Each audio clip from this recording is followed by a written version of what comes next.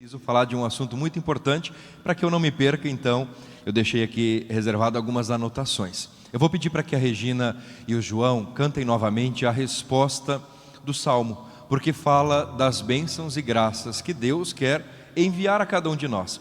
E muitas vezes nós não recolhemos bênção e graça por falta de esclarecimento, por falta de entendimento. Então, de minha parte, enquanto padre, e que preciso orientar as ovelhas, eu vou esclarecer um tema importante que nós acreditamos. Mas também é verdade que o católico precisa procurar, saber, entender o que é a fé católica e o que ela pensa a respeito das várias temáticas. Mas antes, à luz do Espírito Santo, vamos cantar novamente a resposta do Salmo. Que Deus nos dê a sua graça e sua bênção e sua bênção. Que Deus nos dê, cantemos juntos. A sua graça e sua bênção e sua bênção. Que Deus nos dê a sua graça e sua bênção e sua bênção.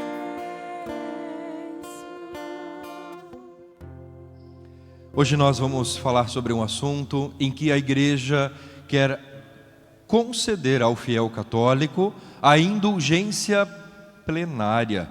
Muito se tem falado no meio católico, mas pode ser que talvez alguém não entenda, não saiba, não recorde do que esse assunto, que é graça, que é bênção na vida do católico. E é interessante, antes de começar a falar, que inclusive alguns evangélicos se levantaram para falar sobre as indulgências.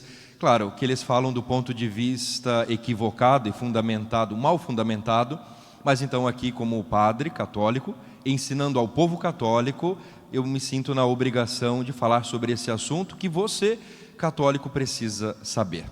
Padre, mas isso procede na Bíblia? Bem, nós não somos evangélicos, nós não somos protestantes para fundamentar a nossa fé na palavra somente. Padre, mas a gente fundamenta a nossa fé em uma realidade de tripé: palavra, magistério e tradição. O Evangelho de João, capítulo 21, no último versículo diz que nem tudo o que Jesus ensinou está escrito, porque se estivesse escrito não caberiam nas bibliotecas do mundo inteiro. Muito do que nós aprendemos, vivemos dentro da fé católica, foi passado de geração a geração, ou seja, uma tradição que ela é conservada e chega até os nossos dias, conservada pela Igreja Católica. Meus irmãos, entendamos então o que é a indulgência. Quando a gente fala no período de Natal, o presidente da República no Brasil, ele pode, previsto pela legislação, conceder o indulto de Natal, ou seja, determinado critério é estabelecido para que alguns presos saiam e possam ir para sua casa, sua família. Não estou entrando aqui no mérito se está certo ou não. Só estou dizendo que existe isso, ou seja, indulto, dar uma liberdade para aquele preso ir num período determinado com a sua família. Indulto lembra a palavra de indulgência. Tem correlação, tem a ver. Mas antes de a gente chegar na indulgência, nós vamos entender outro tema que é o purgatório. Ah, padre, mas eu só acredito no purgatório se o senhor me provar na Bíblia. Então preste atenção nessa homilia aqui. Nós sabemos que o perdão do pecado é concedido pelo sacerdote ao fiel que se arrepende. Se alguém chega diante do sacerdote e diz: Padre, eu estou arrependido do meu pecado, dai-me a vossa bênção e perdão, então o padre ouve e depois absolve. Mas onde é que está na Bíblia que Jesus permite o perdão dos pecados? Eu me confesso direto com Deus. Tu não é crente, tu não é evangélico para pensar assim? Tu é católico. O católico não confessa diretamente com Deus, ele confessa com um sacerdote, com um padre. Agora, se você quer viver com um pé lá e um pé aqui, pode viver, você é livre, mas você não está sendo nem católico nem evangélico genuíno. Então eu estou falando aqui aos católicos, o que nós católicos fazemos. Jesus, ele nos ensina no Evangelho de João, capítulo 20, 22. Ele diz: a paz esteja convosco. Veja que ele, depois da ressurreição, ele anuncia que a paz é para estar com os seus discípulos, com aquele que ele reuniu. Então ele diz: como o Pai me enviou, ou seja, como Deus Pai me enviou, eu, Jesus, também vos envio. Ele fala aqui para quem? Para os apóstolos. Ele não fala isso para todos os discípulos, é para um grupo determinado em que ele dá o poder. Qual o poder? O que nós vamos ouvir aqui. Dito isto, Jesus sopra sobre eles e fala: recebei o Espírito Santo. Ou seja, os apóstolos recebem o Espírito Santo e um poder. Não é um poder econômico, não é um poder financeiro, não é um poder bélico, mas o poder que os apóstolos recebem é: a quem perdoardes os pecados. Apóstolos, a quem perdoardes os pecados, lhes serão perdoados. A quem os retiverdes, lhes serão retidos. O católico que pensa assim: eu não preciso me confessar com Deus, está retendo os pecados para si. Então não tem como o padre perdoar, porque ele não procura o padre. Agora, se ele procura um sacerdote arrependido do seu pecado, ele fundamenta a sua fé aqui, em João capítulo 20 e 22, quando Jesus diz: apóstolos, a quem perdoardes os pecados, estes serão perdoados. Então nós encontramos o perdão do pecado fundamentado na Sagrada Escritura, no Evangelho de João 20, versículo 22 e 23. Veja, tem pecados que nós cometemos aqui e que, quando há a morte das pessoas e que elas não se confessaram a tempo, então como acontece? Elas morreram em pecado, vão para o inferno. A misericórdia de Deus, ela é tão generosa, ela é tão abundante que, primeiro, que a gente não consegue mensurar. Existe uma realidade do purgatório. Mas o purgatório serve para quê, padre? Purgar, purificar o que ficou de pecado. Porventura, talvez eu morri em pecado, não consegui me confessar com o padre a tempo, então eu não vou para o inferno.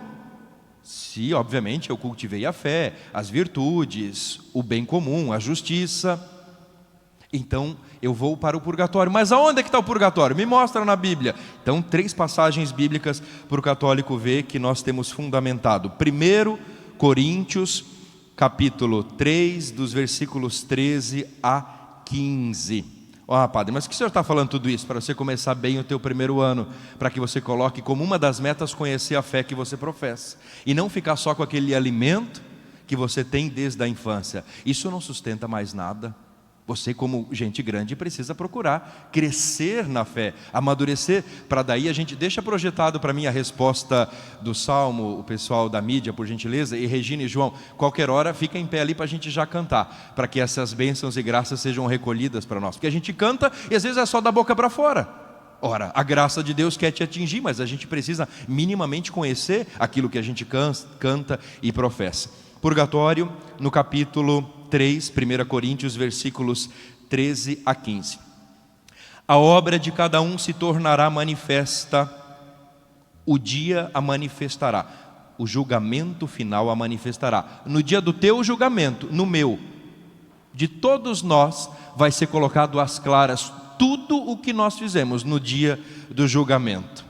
Tudo o que a gente fez, de bom e de ruim. Diz a palavra aqui, continuando o apóstolo Paulo: o fogo provará a obra de cada um. Se a obra que alguém construiu permanece, receberá a recompensa. Que fogo é esse? O purgatório. No dia em que você for para o purgatório, se você assim não se confessou segundos antes da sua morte, você vai para o purgatório para que esse fogo ele possa purificar, eliminar toda e qualquer sujeira que tenha ficado no seu coração, na sua conduta, no seu comportamento. Então aqui a igreja entende isso, os santos padres já vêm aqui como uma prefiguração da existência do purgatório. também temos em Mateus capítulo 5, versículo 25 e 26. Evangelho de Mateus, capítulo 5, versículo 25. Aqui nós encontramos: entra em acordo com o teu adversário, enquanto estás com ele a caminho. Senão ele te entregará ao juiz, o juiz ao guarda, e tu serás lançado à prisão. Em verdade eu te digo, dali não sairá, enquanto não pagares o último centavo. A igreja interpreta, vê também nessa passagem bíblica aqui, uma prefiguração do purgatório. Ou seja, nós vamos precisar pagar por todo o pecado cometido. Mas padre, veja, eu fui no sacerdote, o sacerdote me deu absolvição, eu estou perdoado, não estou? Tá. Você está perdoado, mas acontece que a cada pecado existe a sua pena. Como assim pena? Veja, na sociedade dos homens, se você comete um crime, você é condenado a pagar uma pena. Dependendo do tamanho do crime que você comete, você fica uma vida inteira na cadeia. Você fica 2 anos, ou você vai pagar uma cesta básica, ou prestar um serviço social. Tudo isso é conforme o tamanho do delito, o tamanho do crime. São penas.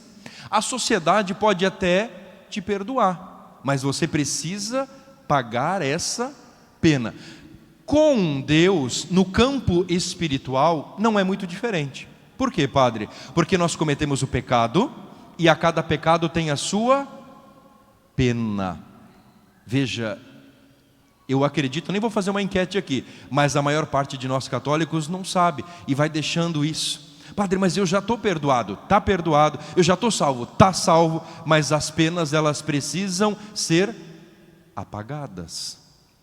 E daí que a igreja concede um tempo de graça e bênção, como por exemplo 31 de dezembro e 1º de janeiro, com isso que nós chamamos de indulgência. Então lhe é concedido um indulto, lhe é concedido a liberdade, o apagar de todas essas penas. Padre, mas e quando a gente não tem a indulgência, como é que a gente pode fazer para apagar esses pecados? Um caminho é o purgatório, que apaga todas as nossas culpas e penas. Ou então, durante a vida, eu fazer obras de misericórdia, que tem lá uma listinha na internet do que fazer. Eu sei que talvez é um assunto que para muitos pode parecer assim tão distante, mas nós precisamos minimamente conhecer para botar em prática, e isso que a gente canta faz efeito, que a gente quer a bênção e a graça de Deus. A bênção, ela é exigente, e Deus quer distribuir para nós. E como nós temos preparado para receber essa bênção? Mais uma passagem bíblica, Mateus 12, Mateus capítulo 12, versículo 32, diz: mesmo se alguém falar uma palavra contra o Filho do Homem, isso lhe será perdoado, mas se falar contra o Espírito Santo, não vai ser perdoado, nem neste mundo, nem no mundo que há de vir. Ou seja, se alguém peca contra o Espírito Santo e não se arrepende, não vai ser perdoado nem aqui e nem no purgatório. Mas e o inferno, padre? No inferno não tem como ter perdão. No inferno você já está condenado. Esse outro mundo que há de vir, a igreja entende e lê como sendo o purgatório. Agora, é claro, isso para a pessoa que se arrepende. Então, se a pessoa se arrepende e ela procurou minimamente viver conforme aquilo que Deus espera dela, se ela não se confessou a tempo, ela vai para o purgatório. Do purgatório vai para o inferno? Sim ou não? Não vai. Do purgatório não vai. Então assim, está no purgatório, está salvo. Só precisa o tempo de apagar as penas dos pecados que ela cometeu. E então nesse período de ontem, 31 de dezembro, e hoje, 1º de janeiro, a igreja concede ao católico a indulgência plenária. Ou seja, quem fizer ou quem colocar em prática alguns critérios que eu já vou falar aqui, receberá então esse apagar de todas essas penas. Você se confessou no advento agora? Confessou, mas as penas continuaram. Por isso que o padre dá, geralmente, uma penitência. penitência, para que você cumpra ela e seja ali liquidado, então, apagado a pena. O perdão, ele é concedido no sacramento da penitência. Padre, mas o que eu preciso fazer? Agora eu estou animado. O que eu preciso fazer para poder receber, então, para lucrar, esse é o termo correto, para lucrar isso que a igreja quer conceder, que são as indulgências. Você precisa estar com a confissão em dia. Você precisa comungar. Você precisa rezar na intenção do Santo Padre, o Papa Francisco. Você pode rezar o Pai Nosso, pode rezar a Ave Maria, pode rezar o Glória e precisa fazer a recitação pública da oração do Te Deum, que é a Vós damos glória, Senhor, rezada no dia 31 de dezembro, ou a oração do Veni Creator, que é Vem Espírito Santo, Vem Espírito Criador, no dia de hoje, que todos nós faremos. Ou seja, essa recitação, ela é pública. Aí você precisa, para lucrar a pena de todos os teus pecados já perdoados, se confessar, precisa comungar. Padre, mas eu me confessei no advento, vale? Padre, eu vou conseguir me confessar no mês de fevereiro, vale? Tudo isso o Padre está falando para que você se beneficie do quê? Da bênção. Agora, Padre, eu sou católico, mas sabe, eu não acredito em metade disso que o senhor está falando, não. Me confesso com Deus, rezo para Ele, venho na missa de vez em quando. Então eu gostaria de terminar aqui com uma última passagem em Mateus 18, capítulo 18, versículo 18, em que Jesus fala para Pedro: Pedro, tudo o que tu ligar na terra vai ser ligado aonde? No céu. E Pedro, tudo que tu desligar aqui na terra vai ser desligado onde? No céu. Quem é Pedro? O chefe da igreja, o primeiro Papa. Ele dá a autoridade a Pedro, ele dá uma autoridade à igreja. A igreja entende que nós, pecadores, precisamos do perdão do pecado, e por isso o Padre absolve. Precisamos desse apagar das penas, e por isso que a igreja concede a indulgência plenária, que é esse indulto em que nós ficamos livres de todas essas penas.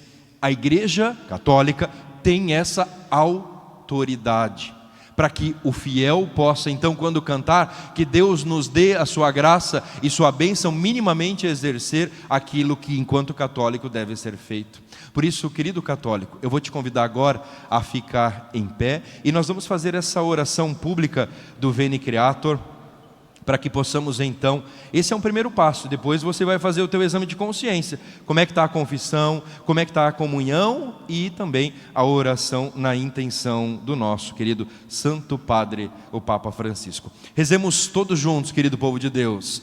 Vinde, Espírito Criador, a nossa alma visitai, e enchei os corações com vossos dons celestiais. Vós sois chamado o intercessor de Deus, excelso dom sem par, a fonte viva, o fogo, o amor, a unção divina e salutar. Sois o doador dos 7 dons e sois poder na mão do Pai, por Ele prometido a nós. Por nós, seus feitos proclamai, a nossa mente iluminai, os corações enchei de amor, nossa fraqueza encorajai, qual força eterna e protetor. Nosso inimigo repeli, e concedei-nos a vossa paz. Se pela graça nos guiais, o mal deixamos para trás. Ao Pai e ao Filho Salvador, por nós possamos conhecer, que procedeis do seu amor, fazei-nos sempre firmes crer. Amém. Eu vou pedir para a Regina cantar novamente a resposta do Salmo, agora com esse entendimento, com esclarecimento, mas você pode também fazer o seu aprofundamento na fé católica e conhecer mais um pouquinho essa realidade. Queremos então cantar, que Deus nos dê a sua graça e sua bênção. Que Deus nos